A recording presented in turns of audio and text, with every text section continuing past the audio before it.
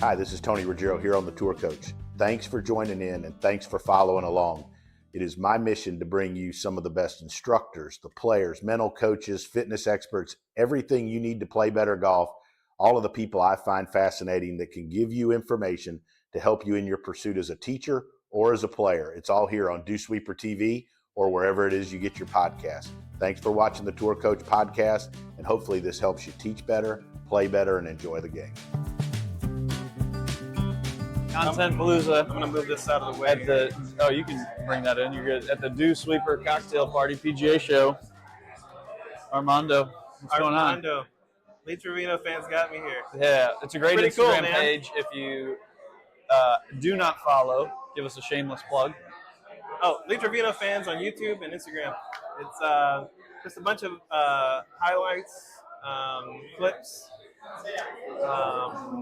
and just kind of cool images of the man himself. That's it. Great content.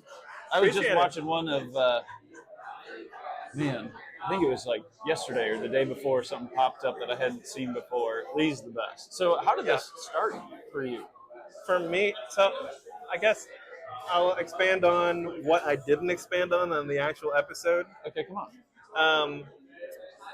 I was always like a 75, 70 shooter with the friends. And I'd sign up for a local quad, like little tournament or whatever. And on the first tee, white knuckling. Couldn't fight off the low hook. Come on. And so the whole deal was like, okay, Hogan was a little too subtle for me to feel. Okay. And so I'm like, okay, let me try this as a drill. Put it in the back of your stance and hit this punch and see what happens. And so I was joking with a couple of the guys out here with, not on tour, but it's not OB. Okay. So the whole deal is like, I'll make up the shots around the greens as long as that little punch cut can get me through the game. Okay. And so that's the whole thing. And so like the rest of it kind of falls into place. It's kind of cool because, just a couple weeks ago, I was talking to my dad, and he was telling me that back in the day, he was in the caddy yard. Trevino's story sounds kind of familiar. Okay. He used to get in all kinds of trouble. You'd be like 10, 15 kids back there waiting to carry the pros bag. If you got the pros bag, you got about 50 cents. Carry that thing around. Maybe if you did a decent job and didn't laugh at a bad shot, you got an extra $2 on top of it. Okay. Got your hot dog and Coke ready to go. Yeah. So that was the whole story. And so, God bless Trevino. I made it to my first PGA show. This is your first one? Oh yeah, no. This is my side gig. Got it. So full disclosure, I'm in construction management. I just came from a building inspection, and I'm here. You're here. And I'm loving it. I thought it was amazing. So I've been to construction conferences for Autodesk. So I was at the one last year in San Diego. Okay. It was in November. Super overwhelming, super huge, tons of computers and robots and tons of AI. I get here and it's bigger. It is twice as big.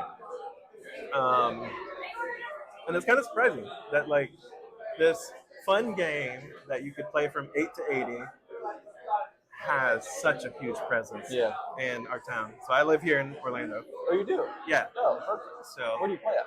I play out of Disney. Got it. So right around the corner. It's a fun course. It's great facilities. Shout out to Disney. Thank you. And so seeing how big it actually is in person, you get a great appreciation for it. All of the products that are coming out, all of the stuff is really aimed at improving people's games. Mm-hmm. And it comes from an earnest place.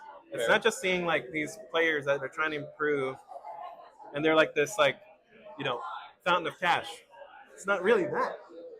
Yes, that happens, but I mean, every single tech booth I went to, every single instruction booth I went to, all the instructors that are big names, it's all about helping the everyday golfer really improve. The pro doesn't need that. They can, and they do, but the majority of the industry is really kind of elevate that lower that handicap. But so do you feel like your page has branched into the instruction world a little bit, or not really? I think it has. I mean, more recently, I'm looking at some of his clinics and kind of I've had to go through other players and other teachers like Tony who address pivot, right? Or like Morad who addresses the finer points of golfing machine type stuff to really make sense of someone who's all feel. Got it. Like if he's telling you I feel this and he looks like he's doing the total opposite of that, like how do I make sense of that? Right? That's good. So like one of the big things right now is like these pressure plates and the ground force reactions and whatnot. I'm like thinking, okay, how can I shallow this out without, wrenching my back while I'm open stance? Like a lot of it is like, well, what if you move to your lead side sooner? Sling that club in from the inside, face is slightly open. There's a little push cut. Move on. Okay. What's been the best stuff you've learned from your page? The best stuff I've learned from my page It is doesn't even have to be about playing golf, just in general about golf. in general about social media. Go How on. hard that actually is. Hey, there you go. My respect I'm for terrible people at it. that do like podcasts and videos and editing. I went to the demo show and like every single social media person that I saw out there, they're like 3, 4, 5 deep with like microphones and cameras and all kinds of setup, like unbelievable. Yeah. But just to take a break from me for a second, I've been watching you and your input for a long time on Tony's channel. And the little quips that you threw out in the podcast hit home so well. Stop. Because, like, let's say somebody's talking about, like, pivoting or, like, I don't know, an anecdote from, like, Jackie Burke. Okay, come on. You'll throw in, like, a wrench in the conversation a little bit. A wrinkle. Something, okay? And it, like, turns into, well, how does this guy who plays a 50-degree pitching wedge apply to today's game? And you don't ask it that way. You ask it in a super subtle way. And then I'm like, okay, that's pretty awesome. Yeah, I mean, like, self-discovery is a beautiful thing. Yeah. Right? And I think if you can get people to self-discover stuff, they take that ownership, then it sticks around. Because like you just mentioned, that like basically what I heard from us, feel is not real. Right? So like you kind of got to like be able to navigate your own path. And I can't tell you what to feel, but I can mousetrap you in the right direction in which I think you need to go. Wow. But you've got a great... That's pretty subtle. Like you have good direction with the Trevino foundation around you. Ball in the back of your stance, open up and hit a push cut. Like to me, that's beautiful because that's playing the game. That's hitting shots. Like, and you can probably play better tournament golf with that. Oh yeah. So, yeah, and I'm not very good at the social media stuff either. I think maybe that's a goal for 2025 as I look at Alex Clapp, who is great at that stuff. It's funny how we're talking about the exact opposite. We'll get him up here in a minute. This is such a cool event. What's another thing you've learned, or maybe what's another challenge that you've had through your pursuit? The challenge in my pursuit. So this would probably be a question for you. Okay. How do I break up a round where I can go lower than my ceiling? Because everyone kind of has a ceiling. My ceiling is 4 under. I've shot 7 under before, but it hasn't come back very often. I mean, you've got a full-time job. Yeah. And it's not golf. No. So finding the simplest way forward would be the best, right? And like having an obsession over scoring for 2025 would be your that's route. my resolution. So like, yeah, I think it would start with it doesn't even have to be extensive. It can be extensive, but a understanding of the data set of where your low-hanging fruit is, what are your strengths, trying to snowball some of your weaknesses into strengths. Yeah. And I would push you towards doing more performance stuff on the golf course. Initially, that makes it easier to score. Like maybe you play 9-hole regular, and then you play the second 9 scramble. So all of a sudden you're 1, 2 under through 9, and you get it to 5, 6. Yeah. Right, and then maybe you start doing 9-hole normal, then best ball, and then you flip it to where you play scramble early, so you've got to go deep early, and then you have to take it home with your own ball and continue on that pedal. Yeah. Right, like that. Or playing. So to borrow from the tech world, gamify it in a way. 100%. Right? Yeah, man. Figuring out different ways to like change your attitude, your mindset out there.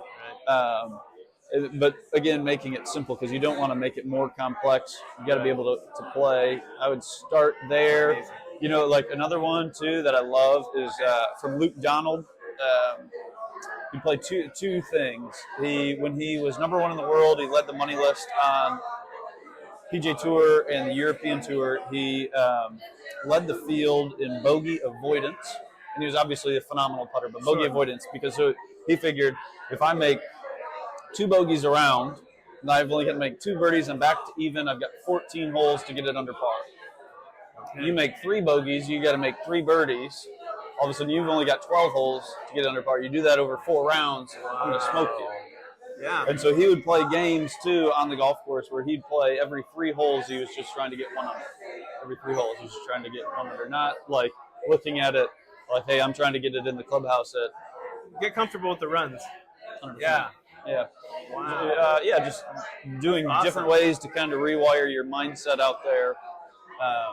And like sometimes, sorry, last tidbit. Now you got me on it. Hey, okay, let's go. Yeah. We're here for it. Yeah. Monday qualifiers. I had this conversation with a kid like a month ago. He's starting to play the Mondays coming up. Okay. And I shifted his perspective because he was thinking about trying to hit it close all day. I'm like, why? Like, wouldn't you want to give yourself 18 opportunities? Like, the chances of you getting it through the Monday aren't great anyway. So, like, but if you're going to play 12 of them, and if you hit 15 greens and, like, you take care of the par 5s, you stuff 1 wedge, you roll in 2 or 3 20-footers, you're in.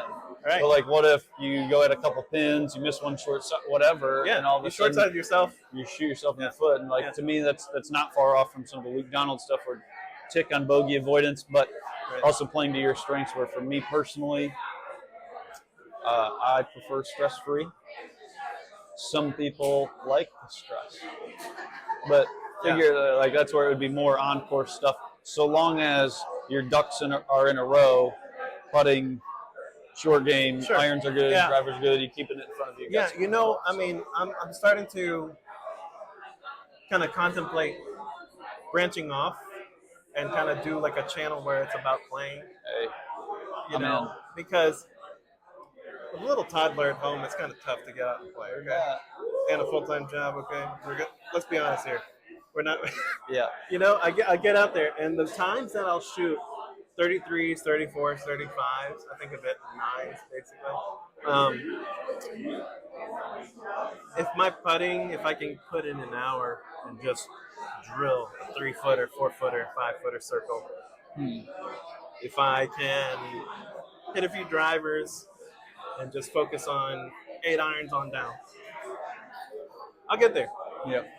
And then I'll maybe hit like 10, 20 shots and go straight to chipping. That's great. Go straight to chipping, because if I'm giving it back on the 4 or 5 holes, 6 holes that I missed the green, what are we doing here? That's right. And that's kind of like my whole, like, I love that. I appreciate you sharing that with me. That's awesome. This has been great. I appreciate it. Thanks so much. If you haven't followed Lee Trevino fans on Instagram, do it. Yes, please Come do. on. YouTube also. Thanks, Cheers. man. Bye. Appreciate Thank it. you.